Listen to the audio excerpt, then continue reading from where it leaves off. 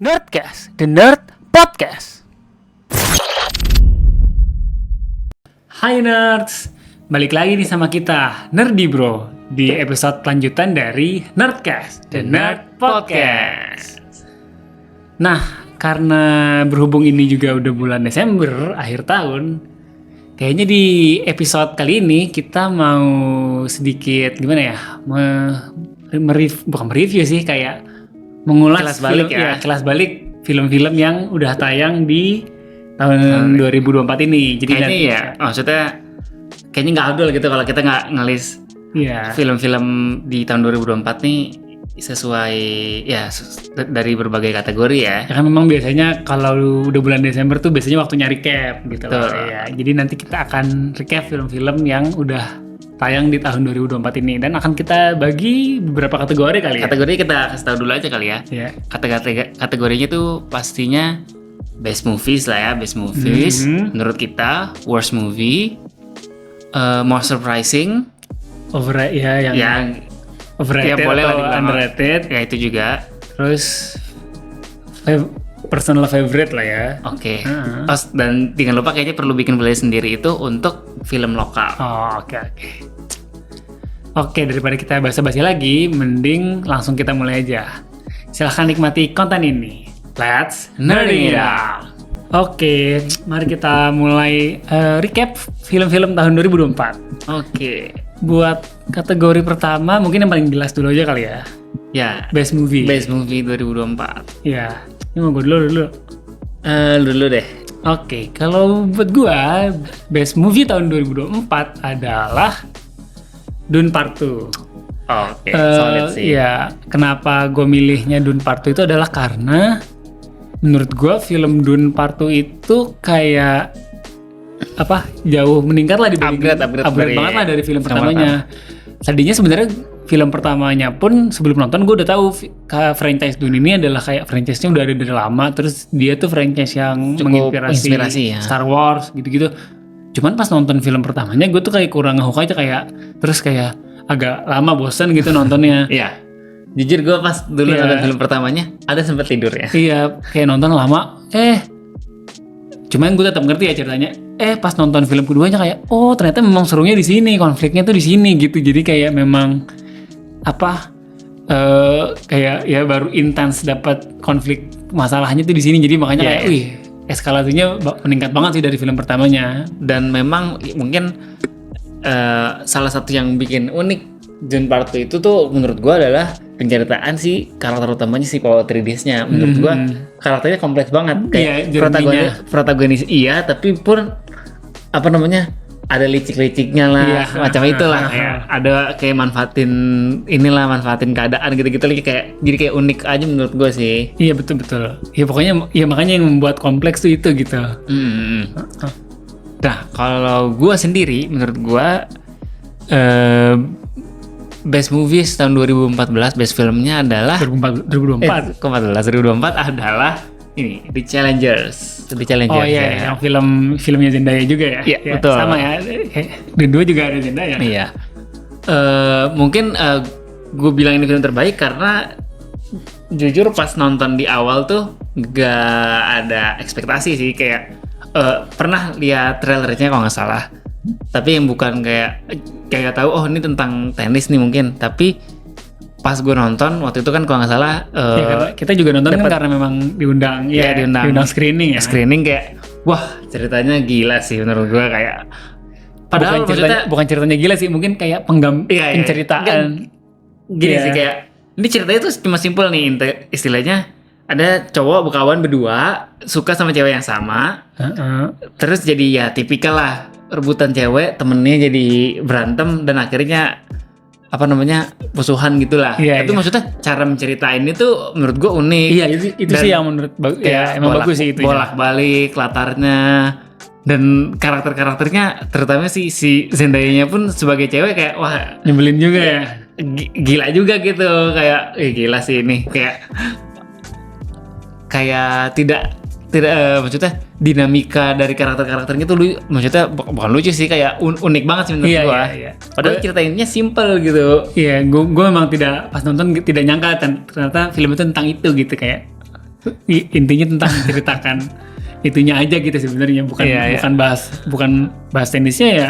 Aku malah dikit lah ya. Tenisnya tuh hanya sebagai mereka atlet tenis Iya, akarnya gitu sih. betul.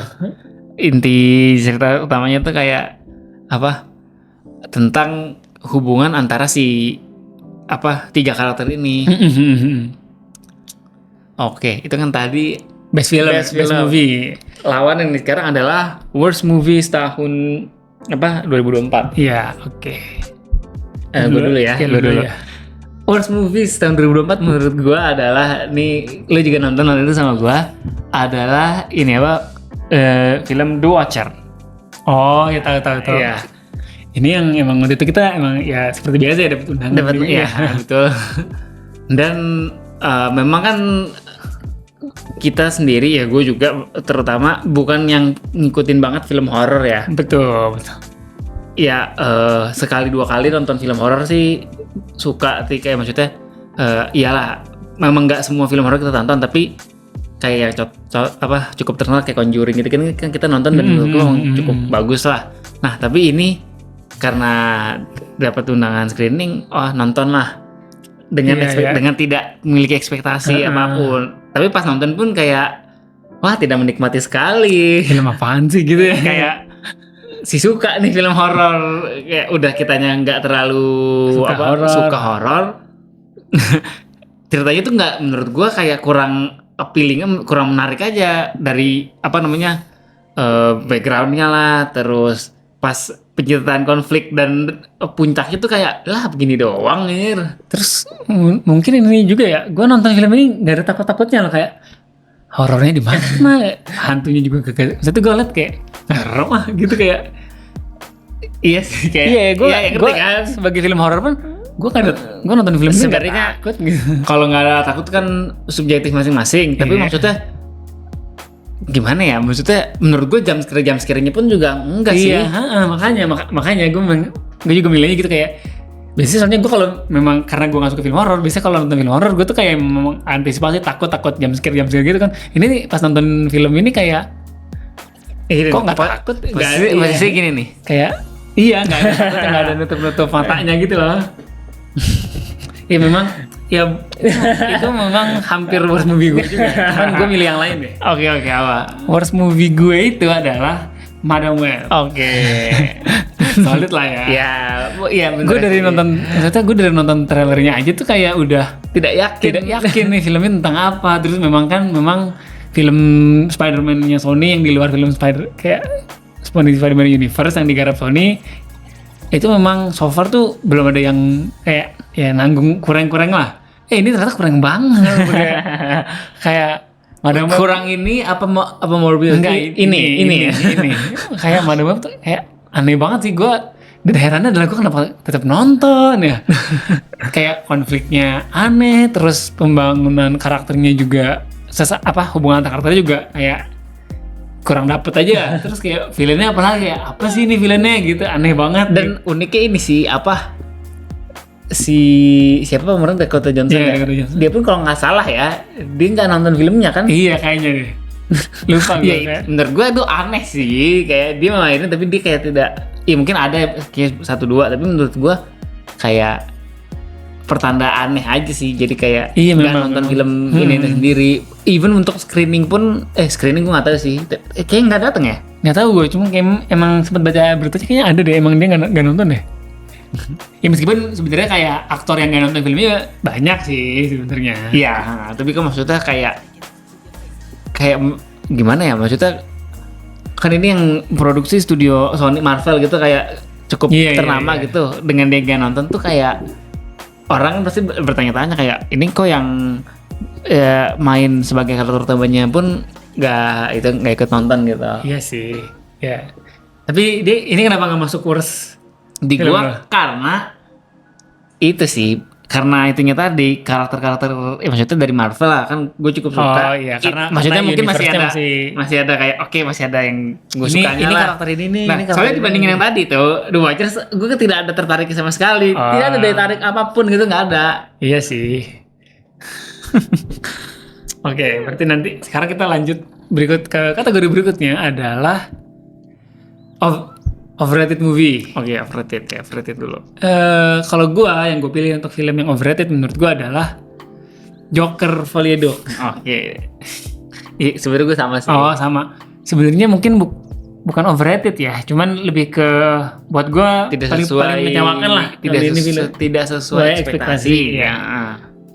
Karena kenapa gue mikir tidak sesuai ekspektasi adalah karena ya memang film ini lebih banyak menceritakan si Arthur Fleck-nya sih dibandingkan tentang karakter Jokernya gitu. Jadi lebih gue ngeliatnya film ini adalah kayak semacam film romance musical kayak La La Land, cuman versi orangnya psikopat aja gitu. Gue ngeliatnya kayak gitu. Orangnya psikopat dan karakter komik gitu kan. Kurang dapet si kayak karakter Jokernya aja kayak ini beda, kayak penggambarannya tuh beda banget sama Joker yang kita tahu gitu ya, kita nonton di film-film Batman gitu. Iya sih, dan iya gue pun alasannya ini salah satu maksudnya ini worst movie juga gitu. Overrated. Karena itu tidak sesuai ekspektasi. Soalnya film pertamanya tuh menurut gue salah satu film, maksudnya penceritaan karakter Jokernya tuh dapet lah, yang kayak orang, maksudnya tadinya dia orang yang kayak disakitin terus, akhirnya dia jadi jahat gitu kan. Maksudnya cara penceritaan karakter Jokernya tuh unik banget lah. Nah di sini tuh di film keduanya ini menurut gua kayak itu tadi, lu sebenarnya udah ngomong kayak lebih fokus ke romance dan si karakter Arthur Fleck daripada si Jokernya. Sebenarnya di samping itu tapi bukan film jelek ya. Bukan. Tapi memang gue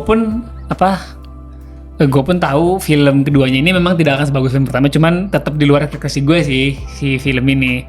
Dan memang kan film si Joker itu memang tadinya niatnya cuma dibuat satu film kan, ya, tapi karena memang laku, studio pingin bikin film sequelnya kedua. Nah, yang agak bikin gue kesel juga adalah endingnya. Oh iya, endingnya gitu sih. Iya, kayak gue agak sebel aja sih, karena menurut gue sebenarnya karena udah lanjut dua, bikin trilogi. Iya, bikin trilogi aja sekalian. Dan gue mikirnya tuh kayak film ketiganya, bisa nih nunjukin si Joker sama ada nongol karakter Batman gitu. Walaupun di film pertamanya kan sebenarnya ada bocil kan, ya kan bisa berlatar beberapa tahun setelah itu terus kemunculan Batman gitu.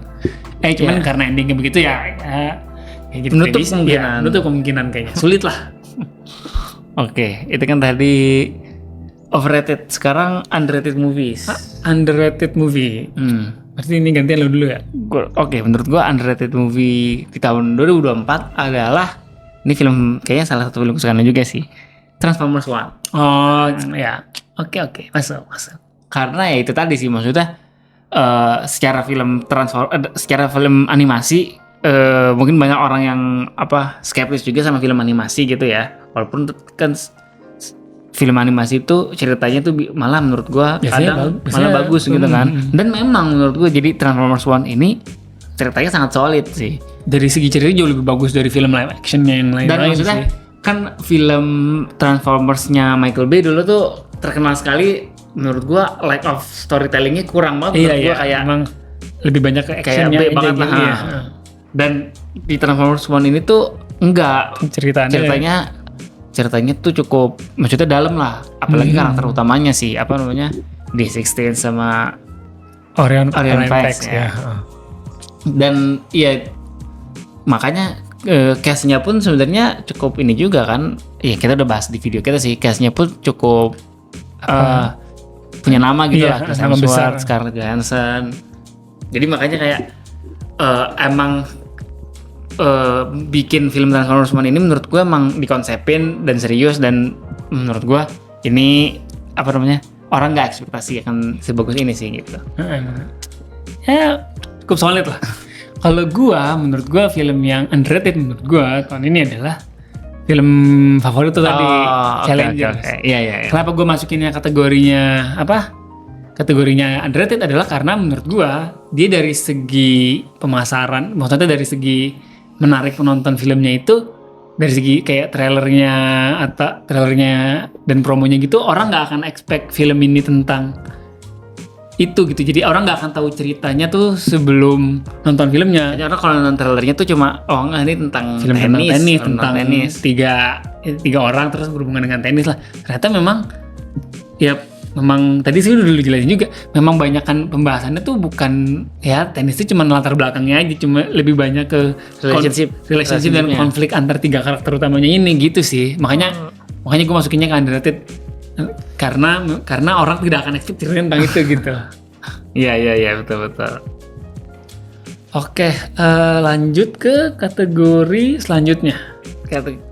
Oh ini kategori selanjutnya adalah Best Local Movies. Oke, ya harus dibikin spesial ini juga lah ya. Iya. Sebenarnya kalau pilihan gue cukup ya no debat lah. Ini pasti banyak orang yang sama yang setuju. Film favorit gue lokal adalah Agalaya.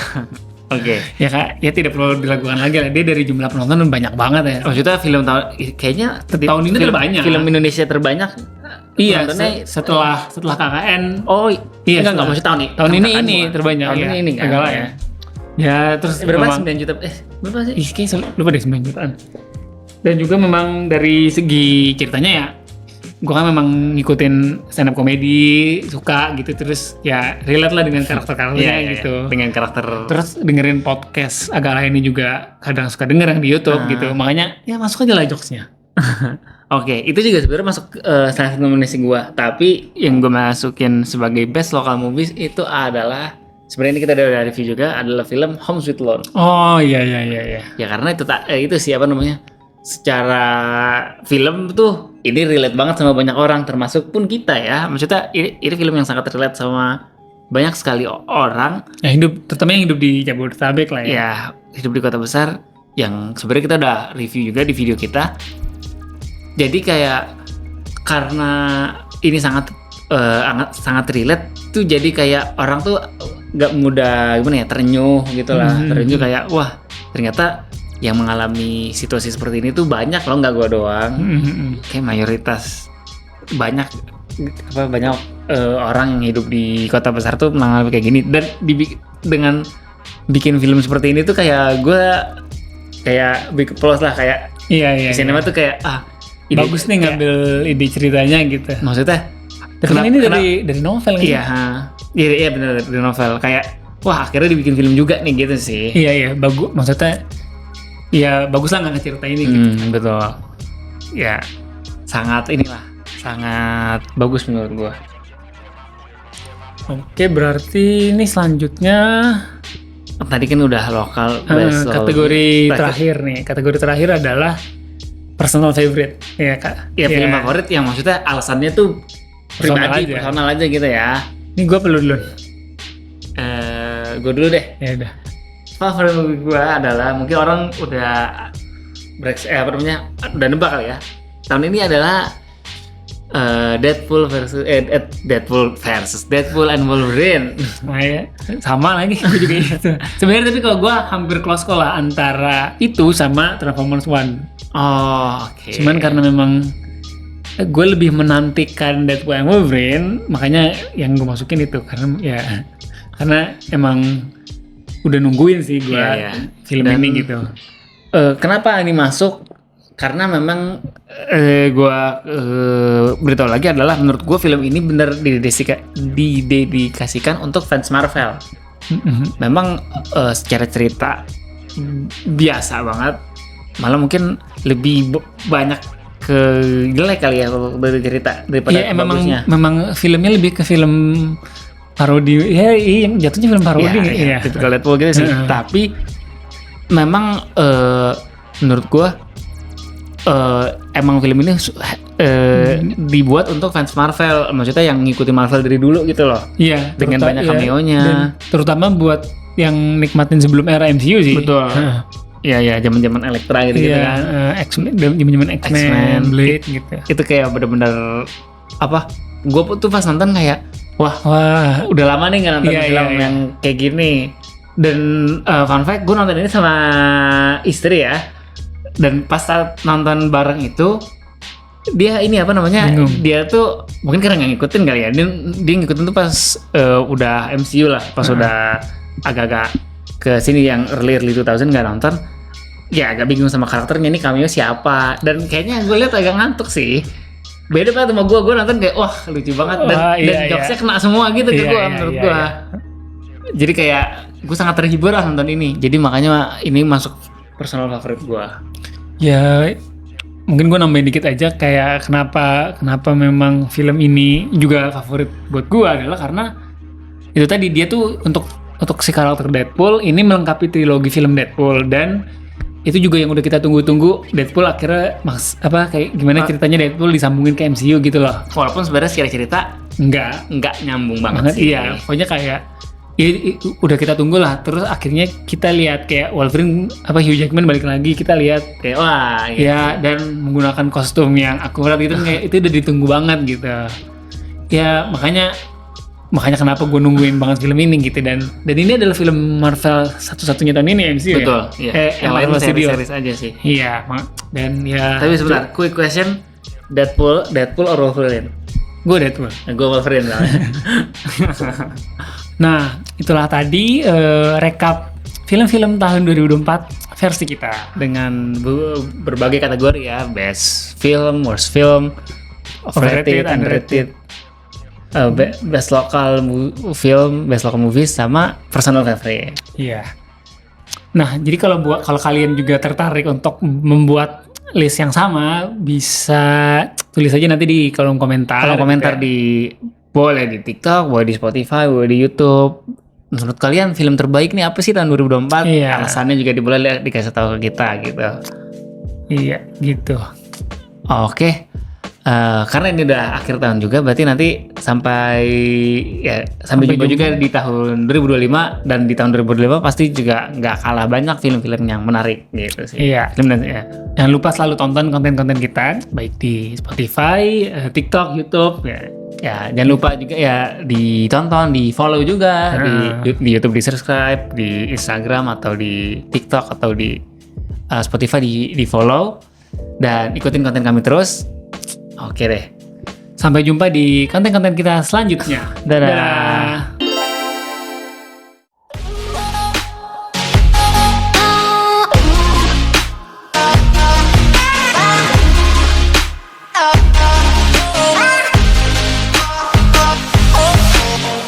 Nerdy Bro, let's nerding it out.